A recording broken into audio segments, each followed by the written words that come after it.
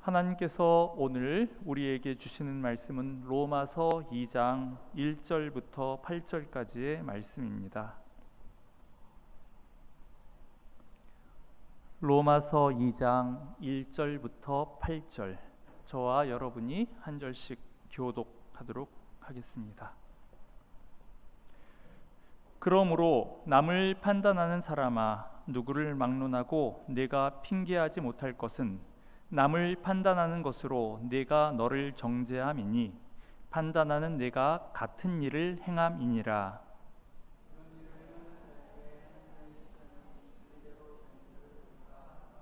이런 일을 행하는 자를 판단하고도 같은 일을 행하는 사람아, 내가 하나님의 심판을 피할 줄로 생각하느냐?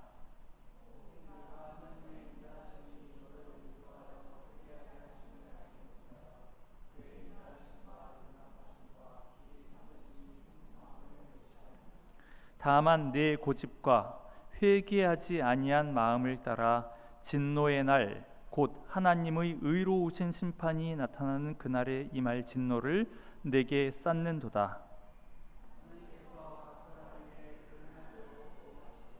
참고 선을 행하여 영광과 존귀와 썩지 아니함을 구하는 자에게는 영생으로 하시고, 오직 당을 지어 진리를 따르지 아니하고 불의를 따르는 자에게는 진노와 분노로 하시리라.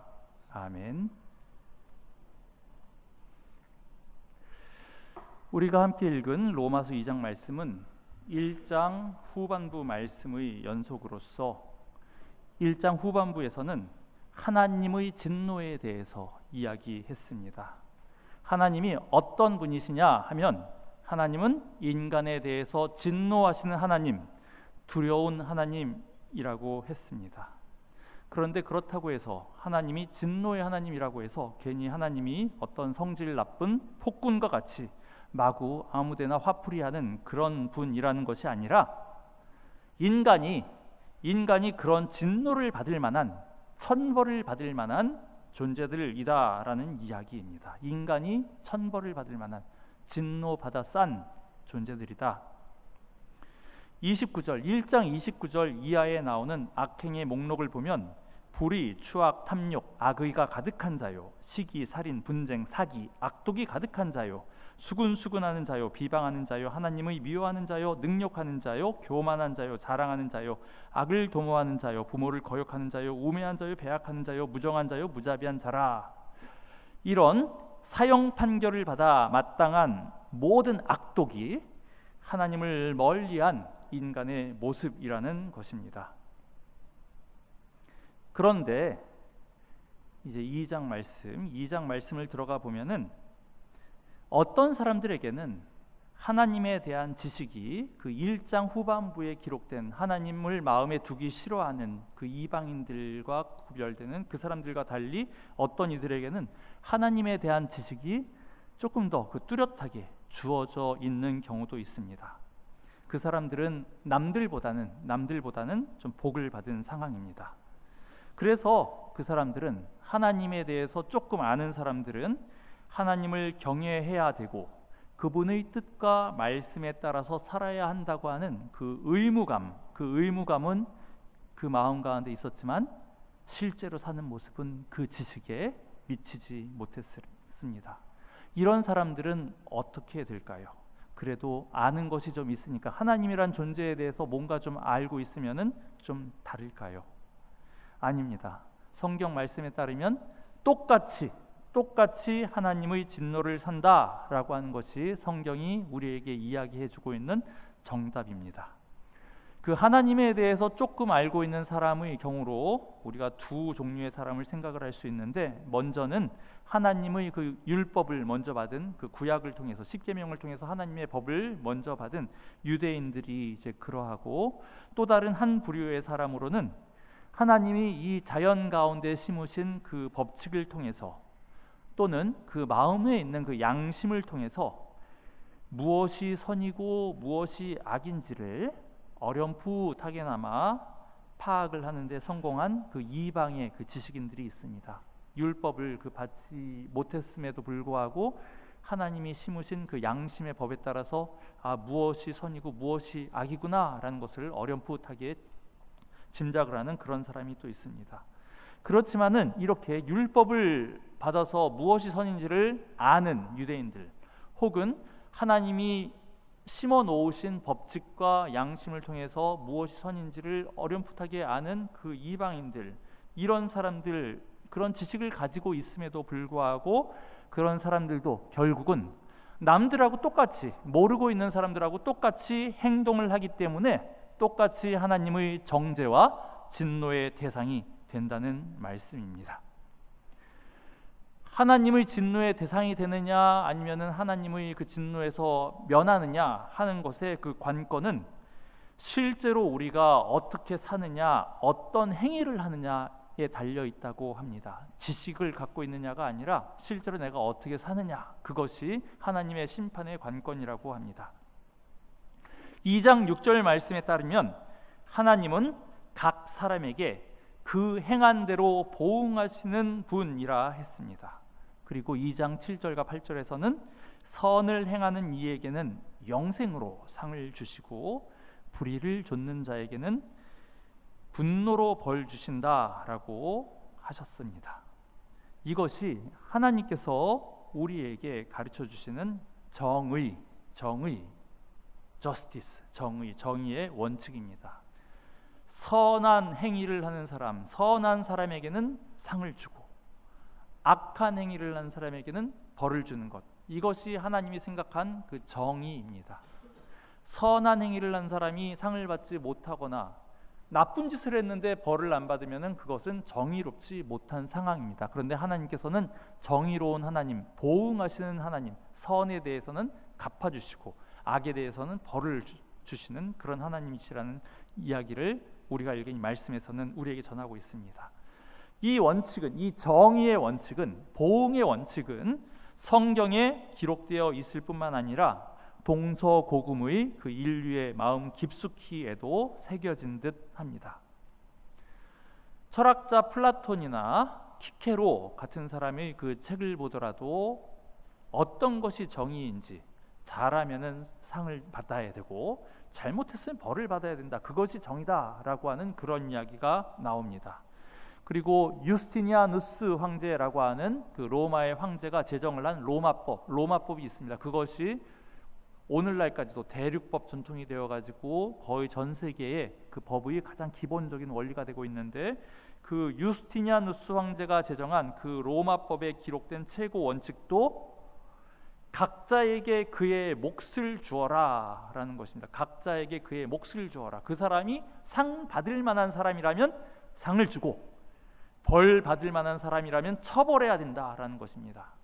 벌 받아야 될 사람한테 상을 주면 안 된다는 거예요. 반면에 선한 사람에게 그 선한 행위를 그냥 무시하고 넘어가도 그건 정의롭지 못하다. 그래서 법은 각 사람에게 그의 합당한 몫을 다시 되돌려 줘야 되는 것이 정의로운 법이다. 이것이 하나님께서 심으신, 인류의 마음 가운데 심으신 정의의 원칙인 것 같습니다. 동양에서도 한비자라고 하는 책을 보면은 그 신상필벌이라고 하는 이야기가 나오는데, 공이 있는 사람에게는 반드시 상을 주고 죄가 있는 사람에게는 반드시 벌을 준다라고 하는 그 신상필벌이라고 하는 그 동양 사람들이 알고 있는 그 원칙도 다 같은 정의의 원칙이라고 할 수가 있습니다.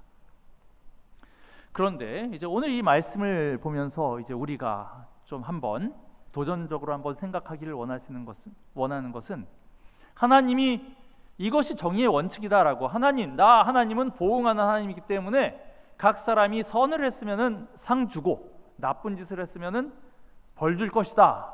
이것이 하나님이 세우신 원칙이란 말이에요. 그런데 하나님이 그 원칙을 과연 지키시느냐, 이것이 이제 우리가 이 말씀을 보면서 한번 우리가 생각을 하기를 원하는 문제입니다. 우리가 읽은 로마서 2장 말씀, 그리고 우리가 지난 시간에 본 로마서 1장의 그 뒷부분, 여기에는 그 두 종류의 사람이 이제 나와요. 그러니까 우리가 지난주에 읽은 그 1장 후반부에는 마음속에 하나님 두길 싫어해가지고 막 제멋대로 사는 사람 이야기가 나옵니다. 제멋대로, 자기의 정욕대로 하나님이 그렇게 내버려뒀다고 했어요. 그래가지고 아까 제가 읽어드린 뭐 불의, 추악, 탐욕 이런 것이 가득한 그런 생활에 그냥 막 마음껏 그 뒹구는 사람. 그리고 성경 말씀에는 그 동성 연애를 그 암시하는 그런 이제 이야기가 나오고, 그 다음에 동물 같은 것을 이제 우상으로 삼아서 경배한다, 이제 그런 이야기도 1장 후반부에 나오는데, 아무튼 참 우리가 생각을 하더라도 좀 심했다라고 생각하는 그런 것도 거리낌 없이 행하는 한 부류의 사람이 있어요. 그런 사람에 대해서 하나님께서 어떻게 한다고 그랬죠? 하나님께서 진노를 내리겠다라고 했습니다. 하나님이 벌 주시겠다. 오케이, 알겠습니다. 그런데 오늘 우리가 읽은 2장 1절 이하의 말씀에서는 또 다른 부류의 사람이 나와요. 이 사람들은 뭔가 좀 알아요. 하나님의 법칙이 어떤 건지 압니다. 유대인이나 아니면 이방 지식인들, 어떤 것이 선이고 어떤 것이 악인지를 뭘 좀 아는데, 알기는 아는데 결국은 똑같이 행동하는 사람, 결국은 그 죄악에서 벗어나지 못하는 사람. 2장 우리가 읽은 말씀에서 그 사람들도 똑같이 벌 준다라고 했어요. 앞에 사람도 벌 준다, 뒤에 사람도 벌 준다. 여러분 공정합니까? 누가 더 이득이에요? 어차피 벌 받아야 되는데 앞에 사람은 하나님에 대해서 몰라, 그냥 나 내 맘대로 살 거야 막 이러다가 벌 받고, 어떤 사람은 저러면 안 되는데 나는 왜 이렇게 못 살까, 나는 왜 이렇게 막 안절부절하다가 결국은 똑같이 벌 받고. 뒤에 사람이 좀 억울한 것 같지 않아요? 두 번째 사람이. 그리고 두 번째 사람이 좀 바보 같지 않습니까? 어차피 벌 받을 거라면 뭐하러 하나님에 대해서 벌벌 떨면서 살아야 돼요? 그냥 뭐 내 맘대로 살다가 어차피 벌 받을 거라면. 왠지 하나님께서 그 두 종류의 좀 다르게 대우를 하셔야 될 것 같은데, 그렇지 않고 똑같이 벌 준다라고 하는 이 말씀을 보면 하나님이 별로 정의롭지 못한 것 같다라는 생각이 좀 들 수도 있습니다. 그래서 그 후자들, 그러니까 유대인이나 그 이방 지식인 같은 이제 그런 사람들 같은 사람들이 흔히 취하는 방법은 뭐냐 하면은, 억울하니까 괜히 자기는 쟤네들하고 똑같이 하는데 막 뭐 동성애하고 무슨 우상 숭배하고 죄악 가운데 뒹구는 그 사람들하고 나 똑같이 하는데 막 똑같은 취급받는 게 억울하니까, 그런 사람들이 흔히 취하는 그 대책은 뭐냐 하면은 그 시선을 돌리는 겁니다. 시선을. 하나님이 정하신 높은 기준, 그리고 자신이 율법이나 아니면 세상 이치, 양심을 통해서 깨달은 하나님의 선악 기준, 그거를 그 잣대를 가지고 자기 자신이 아니라 남한테 들이대는 거야. 남한테 들이대서 너는 이만큼 못났어, 너는 지금 이만큼 타락한 놈이야, 이런 식으로 남을 판단하는 것입니다. 내가 완벽하게 의롭다고는 말 못해도 그래 내가 쟤보다는 낫다라고 그렇게 생각을 할 수 있습니다. 그리고 그것이 왠지 좀 정의의 원칙에 맞아 보여요. 왜냐하면은 물론 나도 뭐 깨끗하진 못하지만은 나는 쟤보다는, 하나님 나는 쟤보다는 그래도 낫지 않습니까? 그러면 벌을 내려도 다르게 줘야죠. 내가 10이라고 하는 만큼 내가 나쁜 놈인데 쟤는 100이면은 나보다 10배 더 벌 받아야죠. 제가 뭐 이런 식으로 하는 게 더 정의로운 것 같지 않습니까? 공정한 것 같지 않습니까? 그리고 로마서 2장 1절과 3절에서 사도 바울은 그 두 번째 부류, 그 유대인들하고 이방 지식인들을 일컬어서 너가 그 1장에서 언급을 한 그 죄인들하고 똑같은 일을 행한다라고 그렇게 말씀을 하고 있지만, 솔직히 말해서 이것도 좀 따져볼 필요가 있어요. 진짜로 똑같이 그렇게 할까요? 만약에 진짜로 그 유대인들이나 이방의 그 도덕에 대해서 뭔가 좀 아는 사람들이 똑같이 행동을 했으면 똑같이 벌 받아도 할 말이 없겠지만은, 여러분들 바리새인들이 뭐 동성 연애를 한다든지 동물 우상을 만들어서 경배하는 그 정도 수준까지 그렇게 막 나갔을까요? 천만의 말씀입니다. 얼마나 그 바리새인들이 철저하게 살려고 했는데요. 그리고 그 이방의 그 철학자로 알려져 있는 대표적인 사람 세네카 혹은 에픽테토스 같은 이런 스토아 철학자, 이 성경이 기록된 비슷한 시기에 스토아 철학이라고 있는데, 그 사람들은 매우 금욕적이고 절제하는 생활을 한 것으로 유명했습니다. 그런데 그런 사람들을 일컬어서 저 정욕에 온몸을 내맡겨서 뒹구는 사람들하고 똑같다고 그렇게 도매금 취급을 한다면 그건 너무한 거 아닐까요? 비록 털어서 먼지 안 나는 사람 없다라고 하지만 같은 도둑질을 해도 바늘 도둑하고 소도둑은 다른데 하나님이 똑같이 너도 벌 받고 너도 벌 받아야 된다라고 하면은 이건 오히려 하나님이 정의롭지 못한 것 같다라고 그렇게 좀 생각을 할 수도 있습니다. 이 문제에 대해서 우리가 고민에 빠지지 않고 해법을 찾으려면은 여러분 이게 이제 좀 중요한데요. 기독교 윤리에서, 그러니까 하나님이 의롭게 평가하시고 하나님이 악하다라고 평가를 하시는 그 기독교 윤리에서 그 선과 악을 나누는 그 기준이 되는 그 규범에는 서열이 있다는 것을 꼭 기억을 해야 됩니다. 그 모든 규범들이 똑같은 게 아니에요. 마치 피라미드가 있으면 꼭지점이 있고 그 아래가 밑변이 있듯이, 그리고 위에서 아래의 것을 다 이렇게 규정을 하듯이 기독교 윤리에서도 이제 최고의 그 규범이 다른 모든 하위 규범들을 이제 규정을 하는데요. 로마서 1장 29절 이하에 표현된 온갖 추하고 부끄러운 죄악 목록, 그것에 대해서 우리가 혐오감을 느끼지만은 사실 그것보다 더 근본적인 문제는 1장 18절에 있습니다. 하나님의 진노가 불의로 진리를 막는 사람들의 모든 경건치 않음과 불의에 대하여 하늘로부터 나타나나니. 그러니까 경건치 않음, 하나님을 그 마음에 두기를 싫어함, 하나님을 외면하고 멀리하려고 하는 태도, 바로 그것이 그 만악의 뿌리입니다. 바로 그것이 만악의 뿌리. 다른 무슨 시기, 질투, 분쟁 등등등 이런 것은 다 그 결과물이고, 그 원인이 되는 것은 경건치 않음, 하나님을 마음에 두기 싫어하는 그 태도, 하나님을 거부하는 태도, 바로 그것이 만악의 뿌리였습니다. 여러분 한번 생각을 해보세요. 창세기 3장 말씀, 아담과 하와의 그 타락, 왜 문제가 생겼습니까? 처음에 그 여인이 뱀한테 이제 속임을 당해가지고 열매를 따먹었어요. 그 에덴 동산에서 열매 하나 따먹은 거, 그게 뭐 큰 잘못이라고 하나님께서 그 난리를 쳤습니까? 그게 뭐 대단하다고? 중요한 것은 그 행위 자체가 아니라, 따먹으면 너 죽는다, 그러니까 따먹지 말아라 라고 하는 하나님의 말씀을 그 여인이, 그리고 아담이 신뢰하지 않았다는 그 태도가 문제입니다. 열매를 따먹었다는 그 행위가 중요한 게 아니라 하나님의 말을 의심했다라고 하는 그것이 사실은 문제의 근원입니다.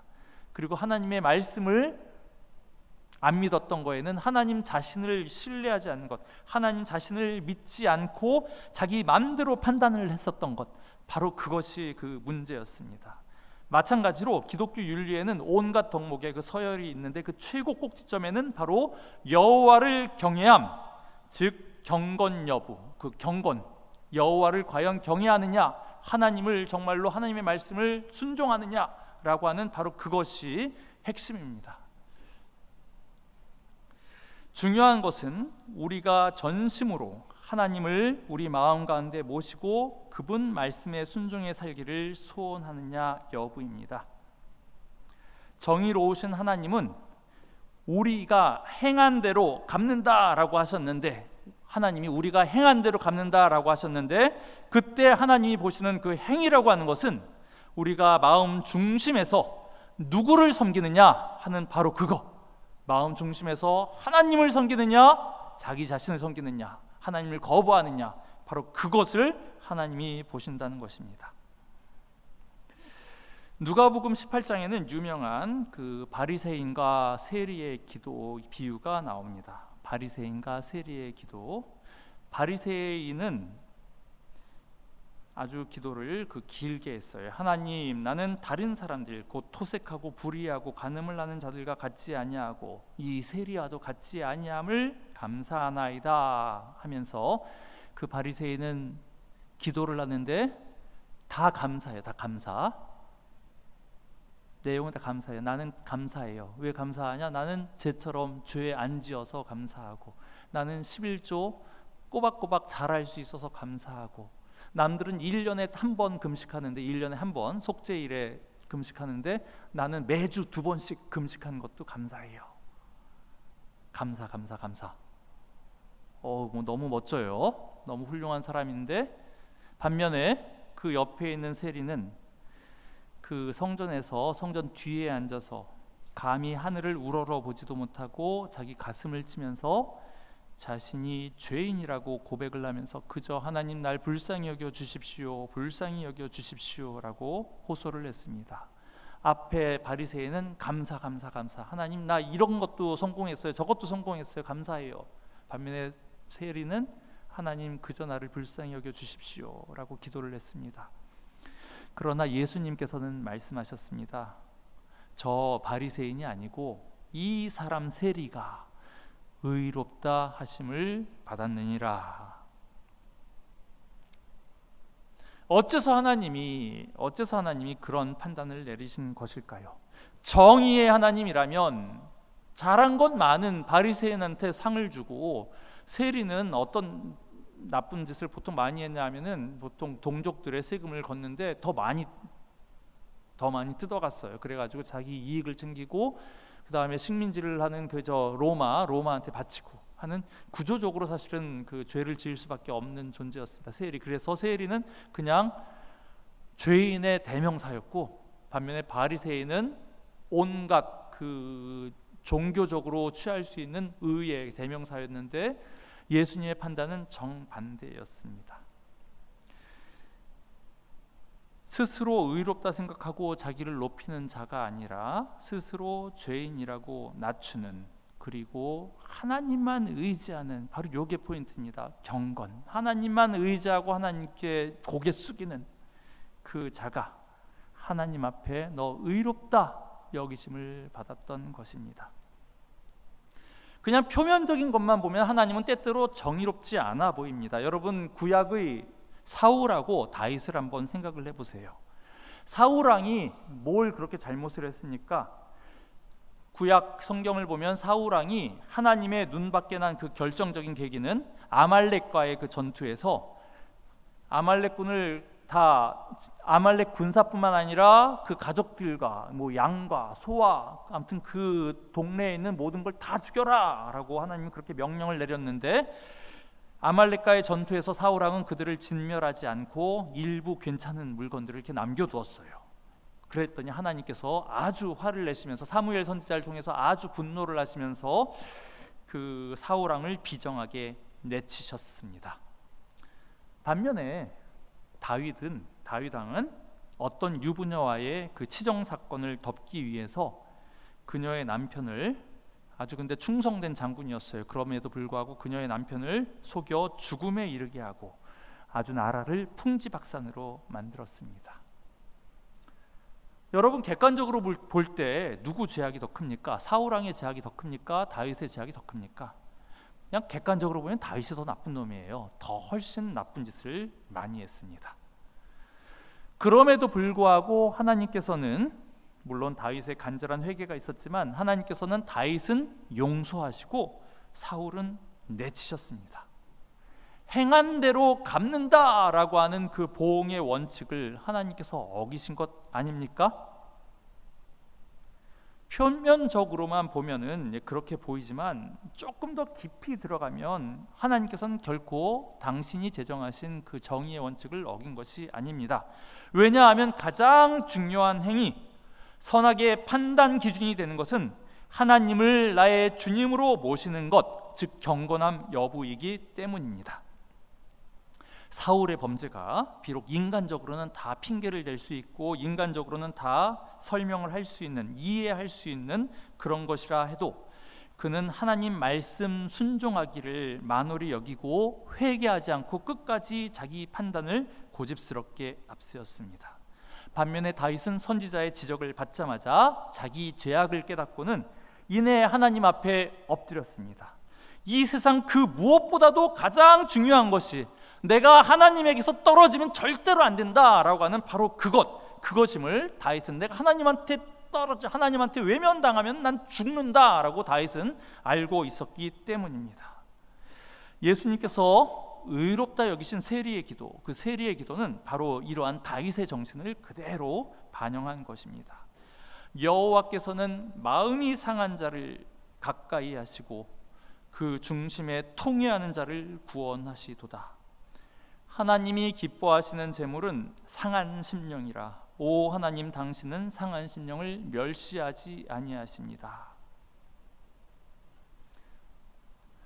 성경이 우리에게 보여주는 보응하시는 하나님, 선한 행위에 대해서는 상을 주시고 죄악에 대해서는 진노하시는 하나님, 그 하나님은 물론 본인의 그 정의의 원칙을 지키시지만 그때 하나님께서 주목하시는 행위는 우리 마음의 중심이 어디를 향하고 있는지, 진정 하나님을 주인으로 모시고 하나님만 붙들며 살겠다는 다짐이 있는지, 아니면 그 마음에 하나님 두기를 싫어하고 자기 정욕대로, 자기 판단대로 살려 하는지 여부입니다.